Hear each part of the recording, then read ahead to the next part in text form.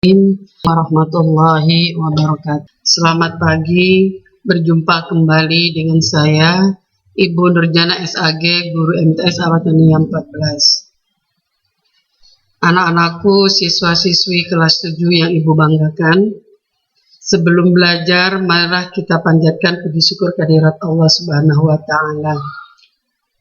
Anak-anakku, untuk mengawali pembelajaran kita, marilah kita baca basmalah. Bismillahirrahmanirrahim.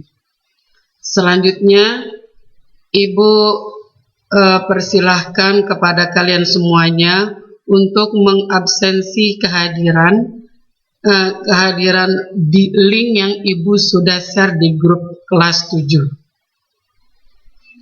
Sebelum masuk ke pembelajaran, Ibu ingin bertanya kepada kalian.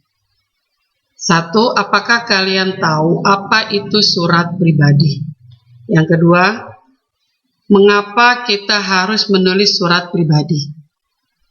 Ya. Oke, Ibu yakin kalian sudah bisa menjawab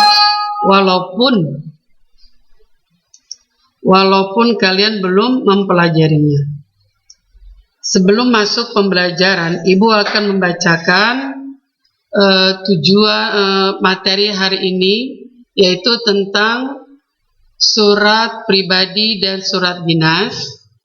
KD-nya adalah 3.11, mengidentifikasi informasi, kabar, keperluan, permintaan, dan permohonan surat pribadi dan surat dinas yang dibaca dan didengar.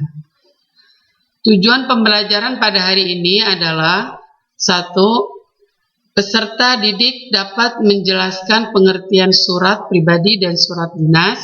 Dan yang kedua, peserta didik dapat mengidentifikasi kata atau kalimat sebagai ciri dari surat pribadi dan surat dinas. Untuk indikator pencapaian kompetensi, 1. Menentukan pengertian surat resmi dan surat dinas. 2. Mengidentifikasi kata atau kalimat sebagai ciri surat pribadi dan surat dinas pada teks yang dibaca atau didengar. Anak-anakku sekalian yang berbahagia, yang pertama adalah materi kita tentang pengertian surat pribadi dan surat dinas. Di sini Ibu sudah memberikan contoh dari surat pribadi. Contohnya adalah Semarang 2 Agustus 2007, sahabatku Noni di Jakarta.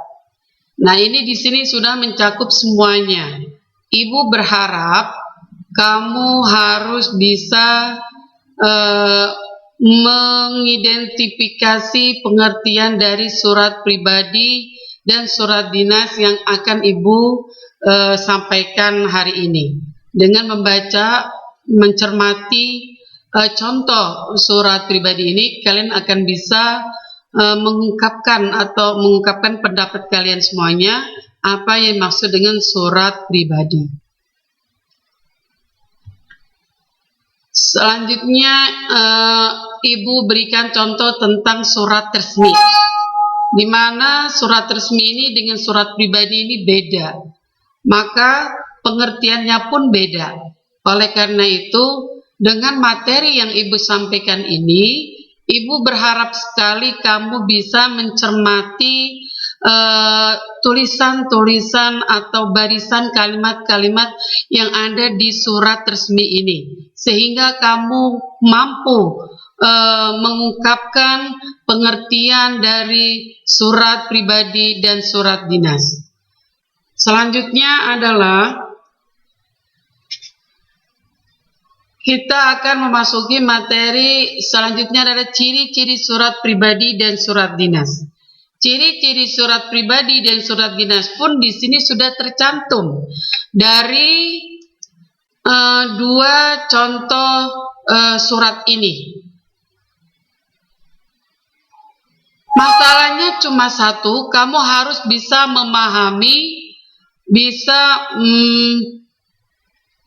memahami kata per kata, kalimat per kalimat, sehingga kamu bisa menentukan pengertian surat pribadi dan surat dinas, begitupun dengan surat dinas, kamu juga bisa menentukan ciri-ciri dari surat pribadi, dan surat dinas ini dengan sumber contoh surat yang Ibu berikan ini.